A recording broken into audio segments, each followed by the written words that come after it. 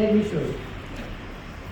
There are only, after 75 years, and a benchmark that says that you must have between 20 to 35 women in percent women in your police, you still have got 11% nationwide. And if they have improved it since 22, since 19, then it's probably going to 12%. Some states do better. Maharashtra does quite better. And other states also do quite better. But how much better, how long before you get to 30, 33%? And my argument always, and I must say this, we always stop at 30, 33%. Is 30, 33% equality?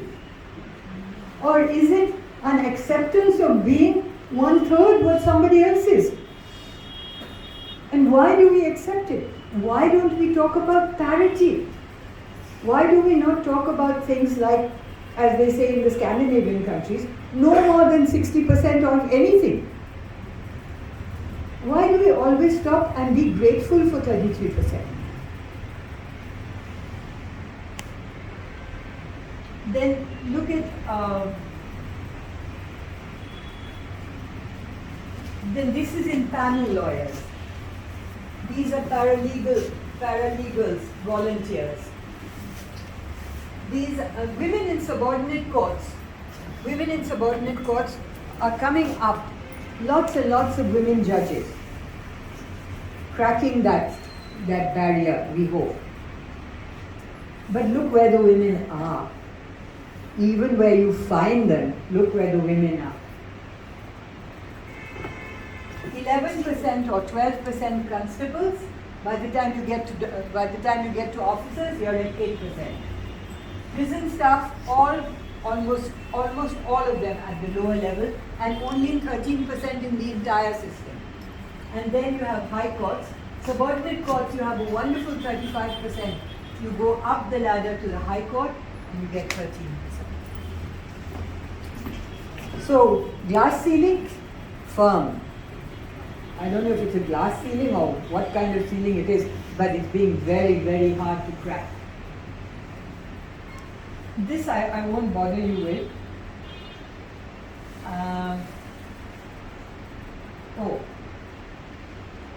This is very interesting. Can you see this? This is a very bad slide. I have to apologize for it. You can't see it. We calculated how long it would take each state to come up to its benchmark. If they said 30% or they said 33%, etc. And the red ones are the ones that did not improve over the years. And the green ones are the ones that are improving slowly. So let's look at Maharashtra. Where is Maharashtra?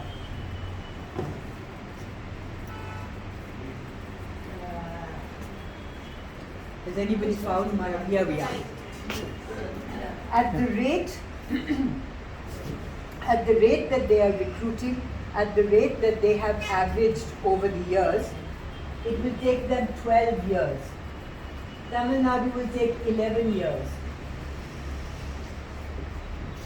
Tripura, it's gone off the charts, so we didn't put it. So you see this one, Jharkhand, 206 years. Punjab, 25 years.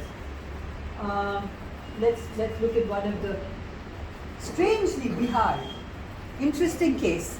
Bihar is traditionally seen as a less developed state, but they have managed to bring their women up to about 25%, which is more than other states.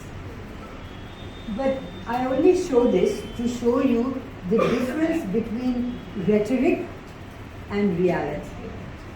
What have the women's groups, etc., been fighting for? When you have a change in the law, when you have benchmarks, etc., then you still have this problem. So why do we have this problem? I won't tell you why we have this problem, but on the 8th of March, if you look at the Indian Express, there will be an article by me. There will be an article by me which tells you why we have this problem. Okay? So now you've got your homework also. So, I don't want to leave you feeling all disheartened and unhappy.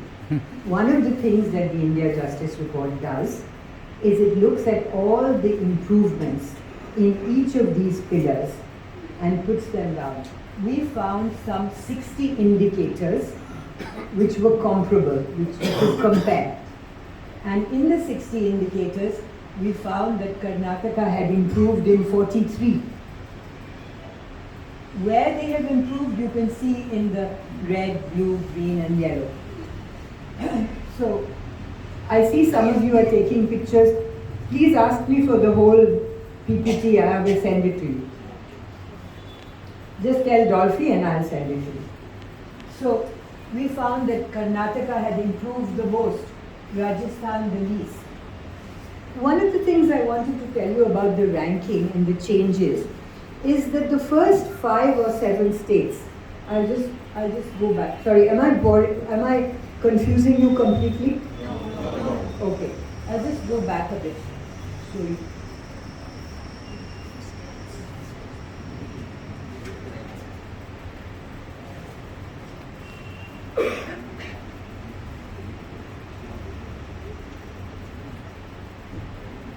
Sorry, many slides. Yeah, I want to show you this. Our trend analysis is showing that the top 5-6 states up to around here, Karnataka, Tamil Nadu, Telangana, Gujarat, Andhra Pradesh, Kerala, right? Are always, in the last 3 reports, are always in the top 5. Then the middle states, except for Maharashtra, the middle states tend to move up and down within the middle category. So they don't go right up, they don't go right down, but in the middle they might change their ranking. But the lowest 1, 2, 3, 4, 5, they seem to stay at the bottom. Now, why is this? It's not for me to conjecture. Is it because they are very large states? Is it because they are less developed? Is it because they are in a certain geography? Is it because their GDPs are different? One of the things we are going to do next is to cluster these states according to their GDPs. You know what a GDP is, right? Yeah. So if you have a higher GDP or a higher education level, does that make any difference? These correlations we haven't worked out yet. We are working on it. So how can I go back without going all the way through the... Can't. Click from there. Click from there. Huh? You can click. I want to go now to where I was before. No, the last one. No, the lastest. The lastest. Yes. But no, sir, not the first one. Am I saying it wrong? Akhri. Last one. Be careful, huh? Yeah, This, I'm there. this edge is. I'm here. Further. Ah, yeah. No, further.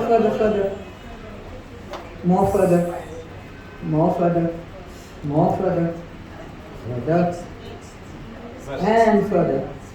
And further than that. Thank you.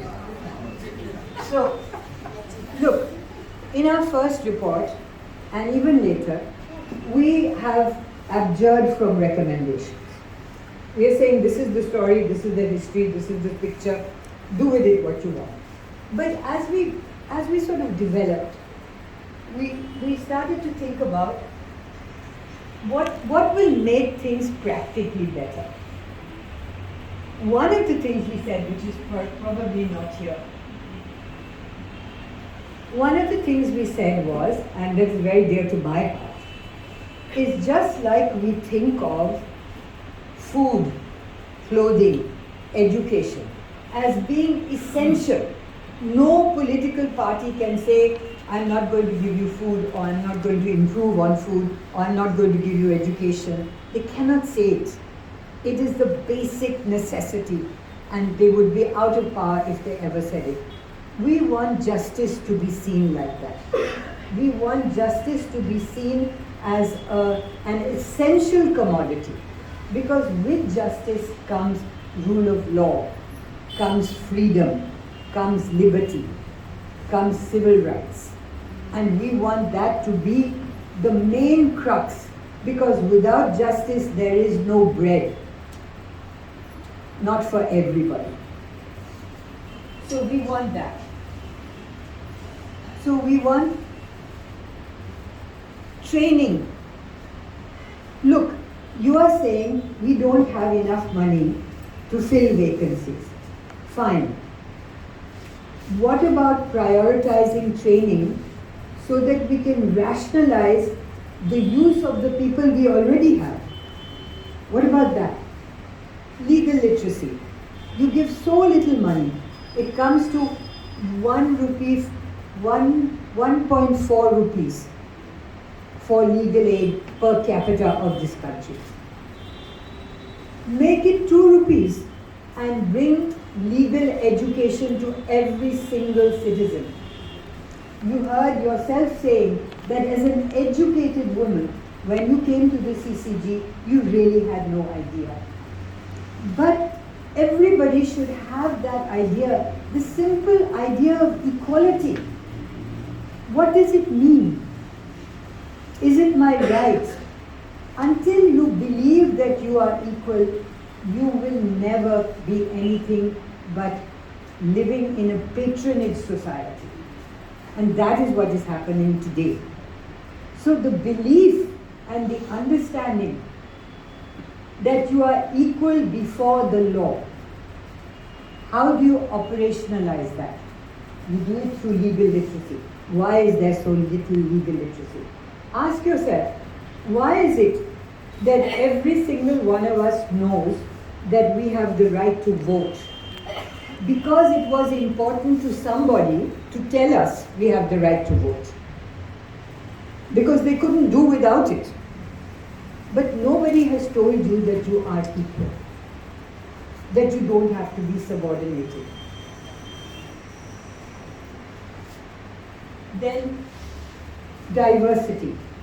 We talk about, I talked today about women, but the diversity profile of scheduled castes, scheduled tribes, there is only one state in the country that has fulfilled its diversity quota in the police, and that is Karnataka, at all levels, but nowhere else. So, is it that there are no educated people there, or no meritorious people there, or is it something else? What is it that keeps us from reflecting in our justice system the diversity that this country is made up of? I haven't talked much about state human rights commissions because that's a completely different story, but certainly there is no diversity within them, not at all.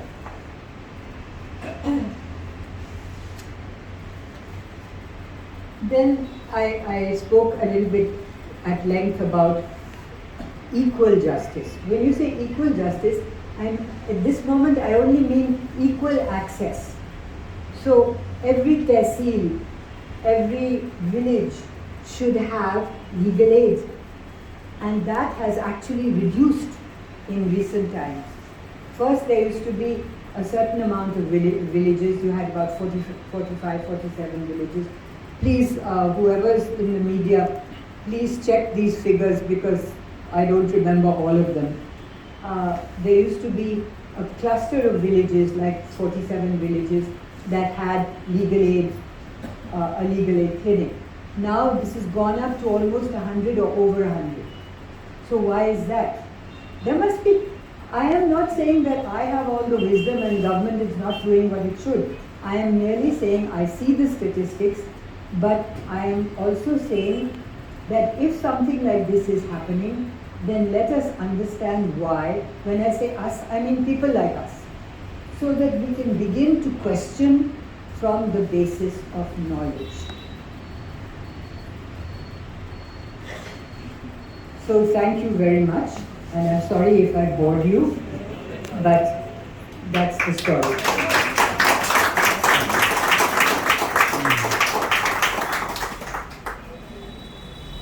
So we request to